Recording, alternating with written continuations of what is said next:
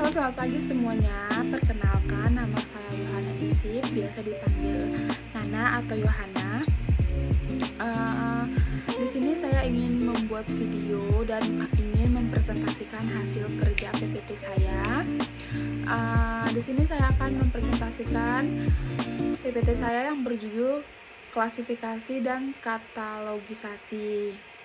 Tujuan saya membuat tugas ini yaitu untuk mendapatkan nilai yang diberikan oleh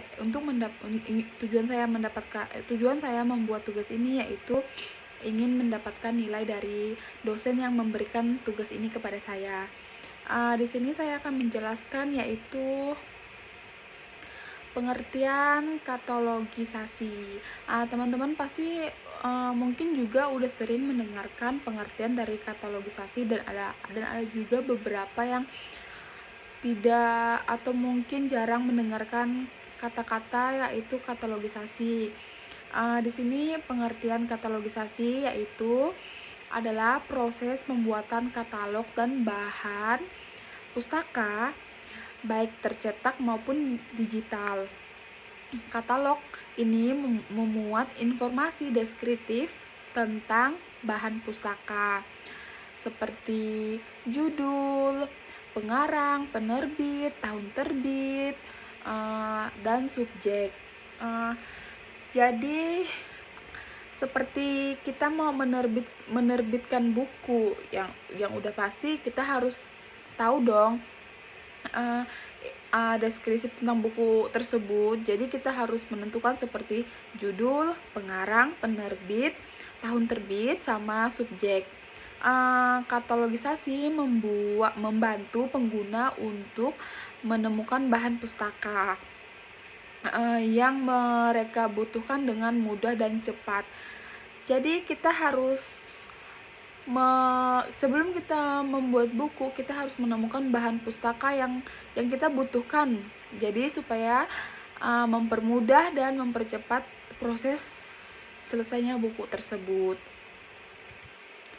Di sini saya ingin melanjutkan ke tujuan katalogisasi. Katalogisasi memiliki beberapa tujuan, yaitu yang pertama, memudahkan penemuan kembali bahan pustaka. Apa sih memudahkan penemuan kembali bahan pustaka? Yaitu katalogisasi membantu pengguna menemukan bahan pustaka yang mereka butuhkan dengan mudah dan cepat. Katalogisasi menyediakan informasi deskriptif dan subjek yang membantu pengguna mendefinisikan bahan katalogisasi. Menyediakan informasi deskriptif dan subjek yang membantu pengguna mengidentifikasi bahan pustaka yang relevan dan kebutuhan mereka. Yang kedua, pengantar dan pemeliharaan koleksi.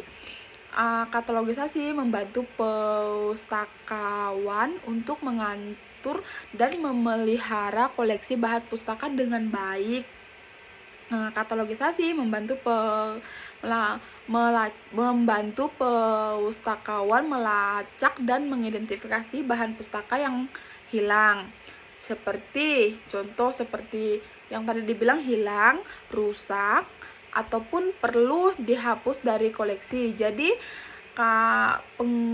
membantu peserta atau mahasiswa yang mungkin kehilangan buku, yaitu bisa mengatur dan pemeliharaan koleksi. Yang ketiga, pertukaran informasi. Katalogisasi membantu perpustakaan untuk bertukar informasi tentang koleksi bahan pustakanya dengan perpustakaan lain. Yang keempat, yaitu pelestarian budaya. Apa sih pelestarian budaya dalam perpus?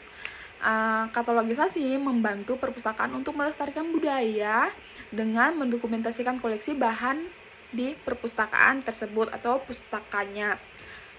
Katalogisasi membantu memastikan bahwa koleksi bahan pustaka dapat diakses oleh generasi mendatang. Jadi katalogisasi ini membantu memastikan bahwa koleksi bahan pustaka dapat diakses oleh generasi berikutnya atau generasi yang akan mendatang, seperti itu. Yang kelima, mendukung layanan perpustakaan. Apa sih mendukung layanan perpustakaan bagi katalogisasi? Yaitu mendukung berbagai layanan perpustakaan seperti peminjaman, ya, seperti peminjaman, seperti juga referensi dan pengembangan koleksi. Katalogisasi membantu pustakawan layanan yang lebih baik kepada penggunaannya. Selanjutnya yaitu apa sih macam-macam katalogisasi? Yaitu katalogisasi dibagi menjadi beberapa macam, tergantung pada aspek yang ditekankan. Berikut ada dua, yaitu berdasarkan pendekatan katalogisasi. Yang pertama, katalogisasi deskriptif berfokus pada membuat deskripsi lengkap dan akurat mengenai bahan pustaka. Deskriptif ini mencangkup informasi seperti judul, pengarang, penerbit, edisi, ISBN atau ISSN, dan ukuran fisik. Katalogisasi deskriptif bertujuan untuk mengidentifikasi dan membedakan bahan pustaka satu sama lain. Yang kedua, berdasarkan bentuk katalog, yaitu di sini berdasarkan bentuk katalog itu ada dibagi menjadi dua, yaitu katalog berkas. Merupakan kumpulan kartu yang dijilid menjadi satu berisi informasi deskriptif bahan pustaka. Saat ini penggunaannya sudah jarang karena kurang efisien. Yang kedua, katalog kartu merupakan kartu-kartu berukuran standar yang berisi informasi deskriptif bahan pustaka. Masih kartu bisa mewakili informasi berdasarkan pengarang, judul, atau subjek. Katalogisasi kartu pernah menjadi bentuk dominan, namun kini terganti oleh kartu online. Yang selanjutnya yaitu pengkatalogan deskripsi. Pengkatalogan deskripsi dalam kurung pengejaan yang lebih tepat. Jadi pengkatalogan deskripsi ini yaitu artinya pengejaan yang lebih tepat adalah proses dunia perpustakaan yang berfokus pada pembuatan deskripsi lengkap dan akurat mengenai bahan pustaka. Dengan deskripsi ini, penggunaan perpustakaan bisa mengidentifikasi dan membedakan satu bahan pustaka dengan lainnya. Informasi yang dicakup dalam pengkatalogan deskripsi meliputi yaitu judul bahan pustaka, pengarang, dalam kurung bisa perorangan atau badan korporasi. Yang ketiga, penerbit. Yang keempat, tahun terbit. Yang kelima, edisi. Yang keenam, ISBN atau ISSN jika ada. Ukuran fisik bahan pustaka, jumlah halaman, dimensi, deskripsi fisik lainnya, misalnya ilustrasi berwarna atau hitam putih. Yang selanjutnya pengertian subjek, yaitu pentalogan subjek.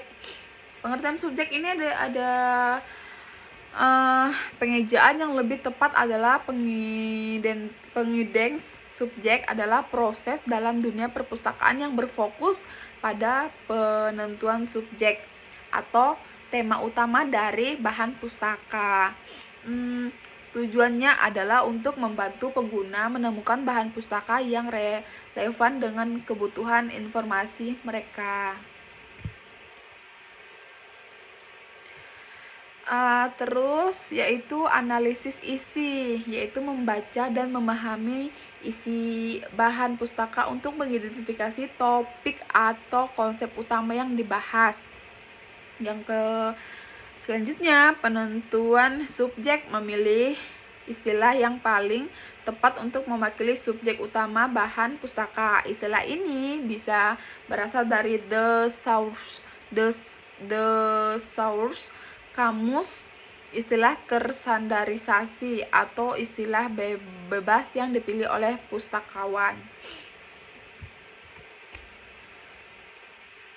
Sekian presentasi dari saya. Terima kasih. Mohon maaf apabila ada salah kata yang saya ucapkan. Selamat pagi.